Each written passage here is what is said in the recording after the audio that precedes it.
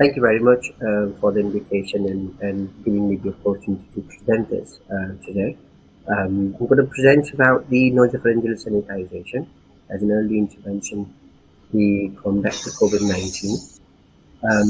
We all know that the COVID-19 is still pretty much dominant across the world. The emerging variants is causing lots of problems. Majority of adults, for example, in the UK have been already vaccinated, and breakthrough cases across the world, particularly the data from the UK and the United States, is quite alarming. And emerging variants are continuously posing threats to regional outbreaks and epidemics around the world. And the countries where the vaccination program has not been rolled out, the emerging variants from those countries and then again passing on to other parts of the world, it's been quite an alarming situation. Delta variant is now the majority of the dominant variant in the UK, with more than 90% cases in the UK. New cases are from the Delta variant. And the Delta variant analysis from the Public Health England data shows that the majority of mortality associated with Delta variant is found in vaccinated persons, which shows that the breakthrough cases are alarming, and particularly 50+ population, which was originally pre-rollout of the vaccine, was the main target for the mortality, with 98% of the COVID-associated mortality in England in 2020 was associated in 50 years plus patients before the vaccine rollout. And we see pretty much similar situation with the Delta-associated death in 50+, despite we have got a high vaccination uptake in the United Kingdom. So, to combat the COVID-19, we all agree that the prevention is better than cure, but when it comes to the vaccines and immunity, not everybody does benefit from the vaccination program. With age and frailty, there is an issue with the immune response to vaccination, not just COVID vaccine, but all across the board. And we would need to focus on the strategies to manage the condition better, therapeutic interventions, for instance, antiviral drugs, standard of care in the hospital, and monoclonal antibodies in particular, which some of my colleagues will talk about in this session today. So I will be particularly focusing on nasopharyngeal sanitization. We're all aware about the prevention strategies. We all promote them across the world, but what we don't promote much is the oral hygiene, which I'm going to focus more about today, which is very important, as important as hand hygiene is, for example, in managing the conditions and the symptomatic disease in the early phase. So this couple of references, just more about the hand hygiene, some references to prepare, open source references to prepare hand sanitizers if there was a shortage in the market, and some toxic contamination issues we found in the European market for reference. So for COVID-19, we know the epicenter for the disease is the lungs. If you can prevent the virus to vertically transfer down to the lungs, you can delay the progression of the disease and then prevent the severe disease or hospitalization, if you like. To prevent the vertical transmission, what you would need to do is control the virus in the upper respiratory tract as much as you can. So we all know that when the virus gets in, it gets in through your nose, and it goes to your nasopharynx, it comes through your mouth, and then goes to your oropharynx. This is where the symptoms start. Some people start to face the loss of smell, loss of taste, and coughing across the throat. And that's the infection in the oropharyngeal cavity, which causes the nerve damage in the area and disrupts the transmission of the olfactory signals to the brain. You also see lots of people have severe inflammatory response causing a severe cough, and that cough leads to a progression of the disease further and causes more pro-inflammatory release of the cytokines and is responsible for a very strong inflammatory condition. And that's where the throat infection kicks in, and that's vertically goes down to the lungs. But you have a good 1 week to 2 weeks, depending on individual, to combat the disease. And that couple of weeks time is the time you have to minimize the viral load, attenuate the virus in the upper respiratory tract, and give your body's immune system the best chance to combat the disease. And what we would be looking at is some strategies from the over-the-counter a shelf in our pharmacies to see what licensed medications we have already in the pharmacy, which is already licensed in United Kingdom and Europe and across the world, which we can then provide to the patients to mediate their symptoms in the early disease. And that includes some traditional medicines like steam inhalation with supplementation of essential oils. We have got some antiseptic mouthwashes. We have got some antiseptic throat rinse. We have got some anti-inflammatory throat rinse.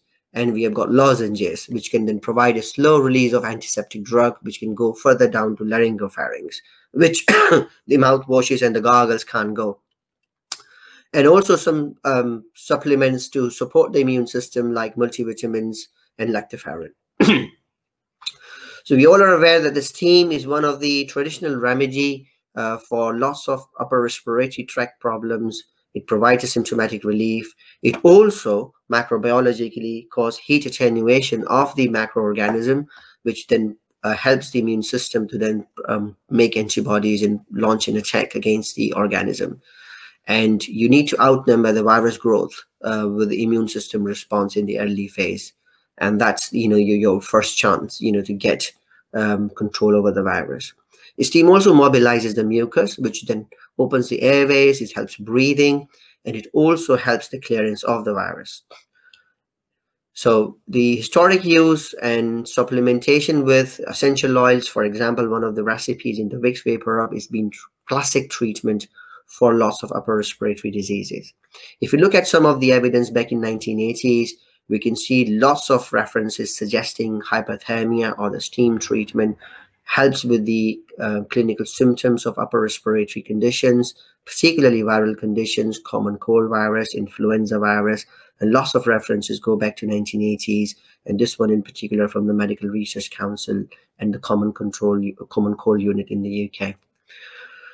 The Lancet study in 2020 was looking at the COVID-19 virus spread on the surfaces, environment, and were looking at disinfection strategies, including hand sanitization approaches.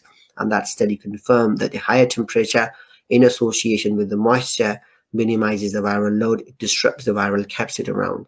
And that supports the steam inhalation technique. The domestic use steam chambers are quite good in producing that temperatures and not being very toxic and dangerous to mucosal epithelium. This study came out in 2021 very recently from a group of people in Italy.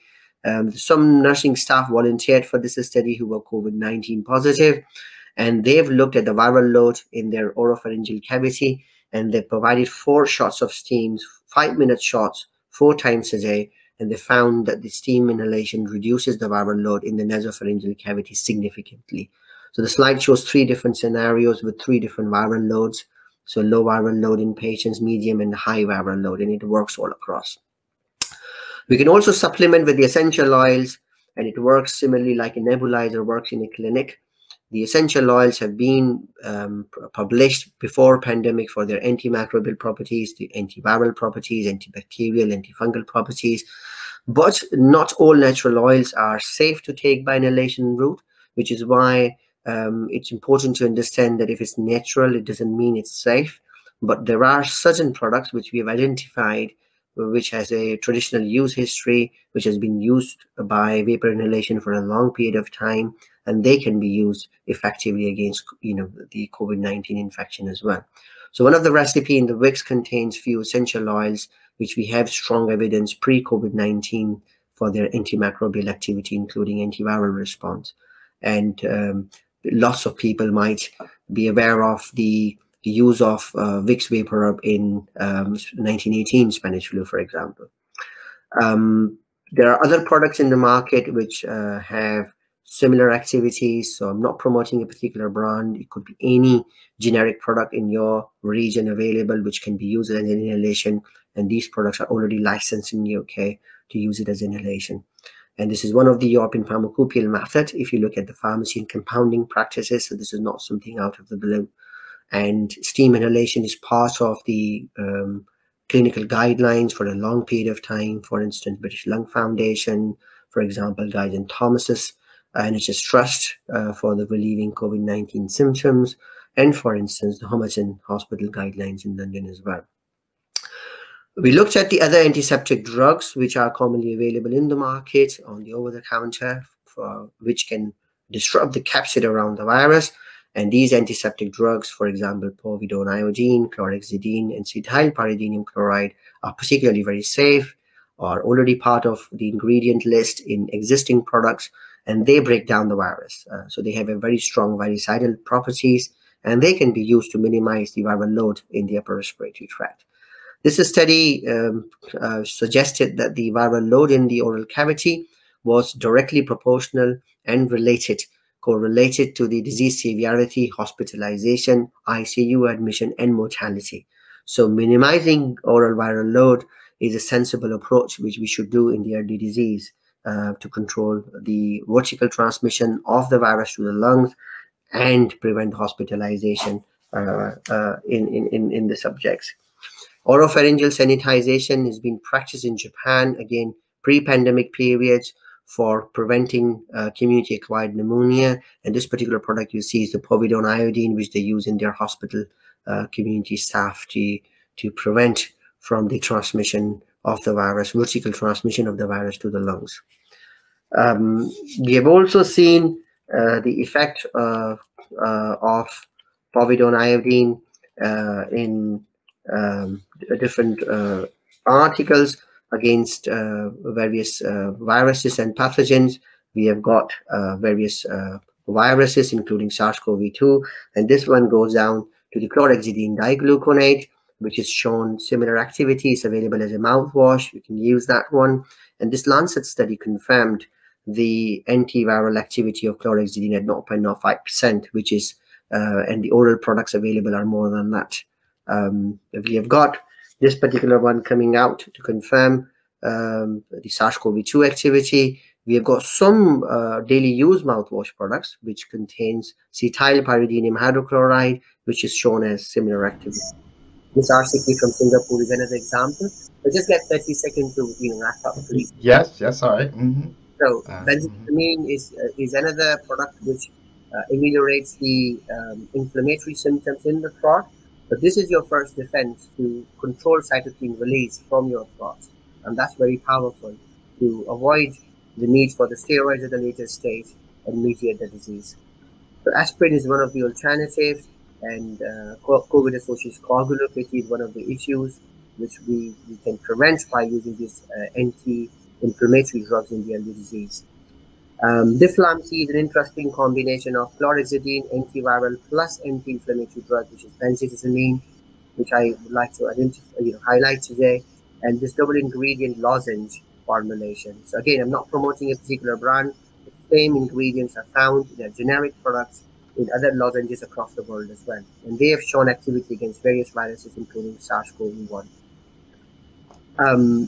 So to summarize, this particular strategy, which includes the nasopharyngeal sanitization approach, relies on reducing the viral load and mediating the immune response, the cytokine response to the virus multiplication in your upper airways. And that can be a very good defense in the first 14 days as soon as you get positive for the virus. So I guess my first question to Hamid, in the context of early, because so many people are asymptomatic, would you be recommending that strategy with steam inhalation and upper airway hygiene as being like brushing our teeth? Thank you, Philip. I think this is very important, that we do not have one size fit for all approach in any medical treatment. So it's all about clinician's judgment of symptoms and the progression of the disease, where you target therapeutics step by step. So the early stage therapeutics which I recommended is the very first stage when you get COVID positive, whether you are asymptomatic or you are symptomatic.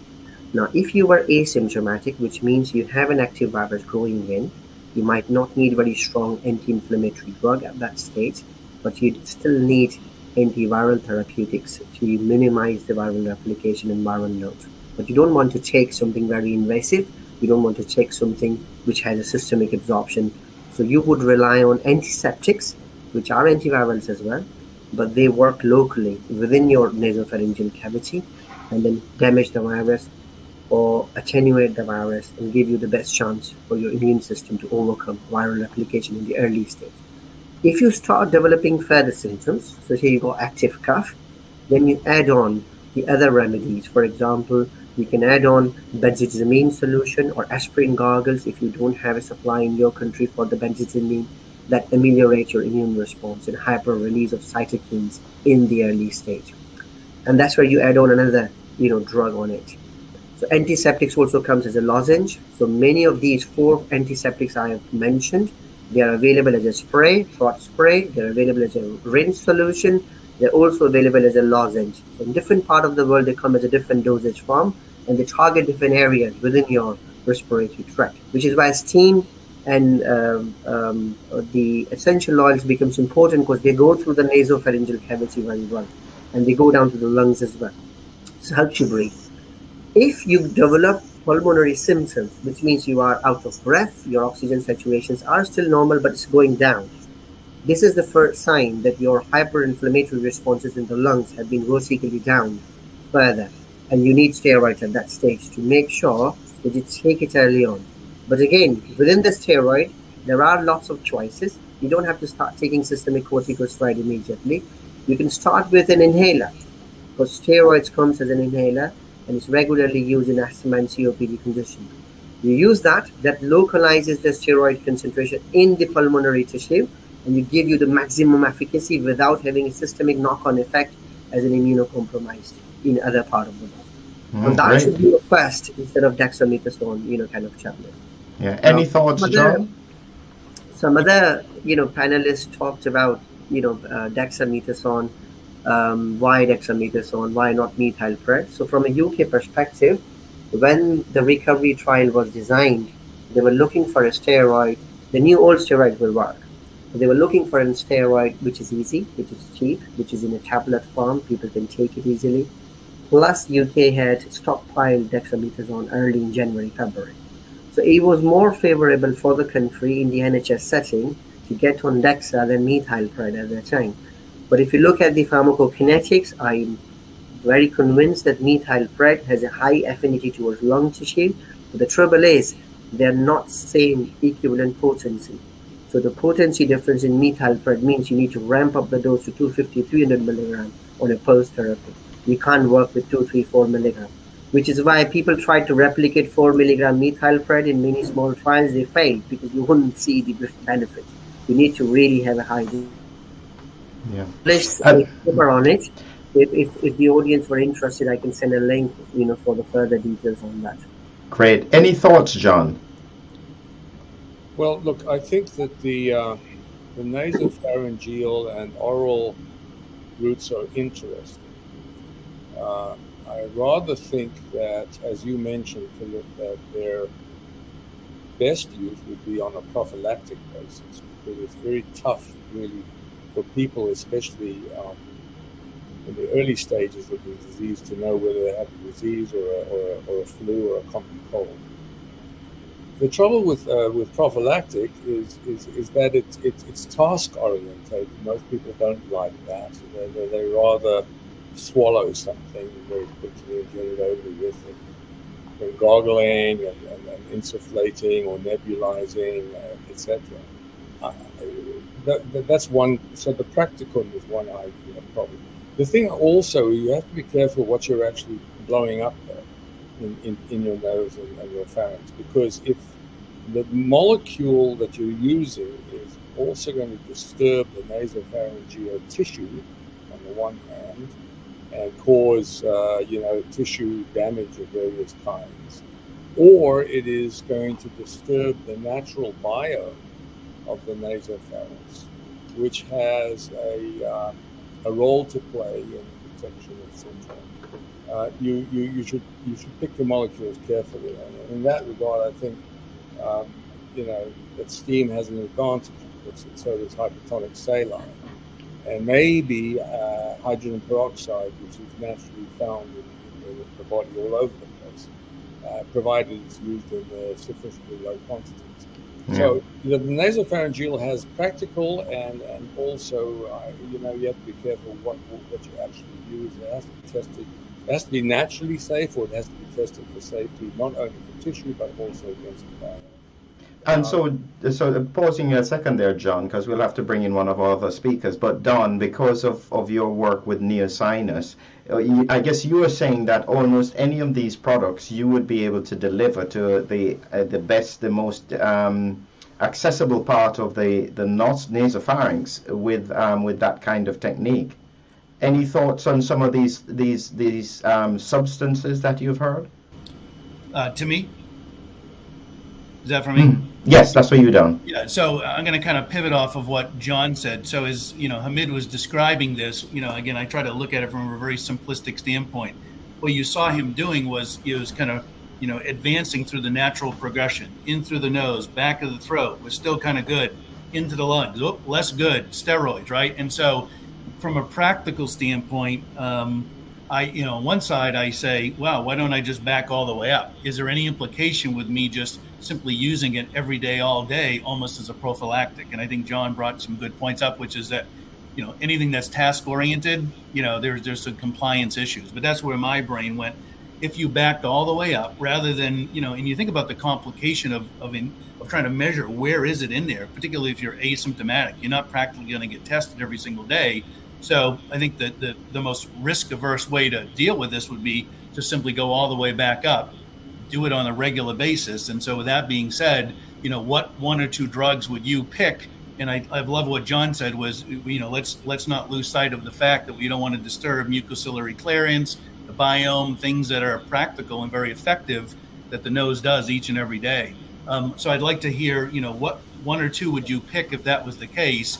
And then, certainly with respect to our platform, again, I didn't get a chance to go all the way through, but because of the configurability and the uniqueness of that device, we can deliver it anywhere. If you have to hit the olfactory, we can hit it the lateral walls, we can hit it the respiratory, 70-30, it doesn't matter where it is. So we can very effectively deliver it to where you want it. My question to you would be, A, what would you pick as a drug? And then where would you want it to be distributed in the nasal cavity? That's for you, Hamid. Thank you. I think it's a very important point, John, you have raised, and Don, you elaborated it further. And I'd like to respond to the first point when you mentioned as prophylaxis versus the therapeutics. So in our clinical experience, it has been very effective as a therapeutic rather than prophylaxis. So we have been suggesting this in the community settings to all patients in the early disease who have got symptoms, who have got a cough, active disease, they're taking lots of paracetamol, doesn't help. And they have been using this and they've got a COVID negative within 7 to 14 days without any further complications. So I would rather emphasize this as a therapeutic approach rather than a prophylaxis approach, because you don't want to overdo it, as John, you said, because you don't want to disturb the microbiome, the natural microflora of the upper respiratory tract.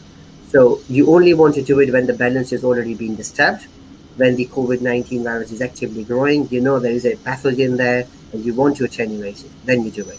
If you want to do it as a prophylaxis, then what would you do is you do this normal oral hygiene. So you brush twice a day, you use your mouthwashes, use particularly the one which have got surfactants, these are active ingredients, which are disruptive to pathogenic bacteria in the oral cavity anyway, which you normally do it as a part of the daily hygiene. Clean your nose. So some people clean nose and oral cavity as part of their religious practices when they perform their prayers. So this is all good oral hygiene, is a prophylaxis.